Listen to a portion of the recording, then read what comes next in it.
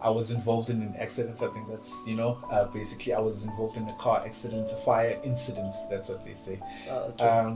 We were playing as kids, cushioning, just sitting in the car, and we decided to light a fire. My two friends, they had blankets over them. Before Baba Kwalache, I could see like it was gory.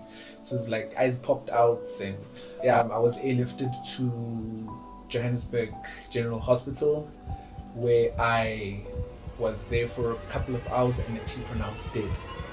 When I was pronounced dead, I think the following morning, they called my mother. Your child unfortunately didn't make it. My mother was like, no, there's no ways. Like, I need to see him like one last time. We got to the pathology center, Komoshari. As I was about to be put into the freezer, Afika, she called out my name, John. I woke up.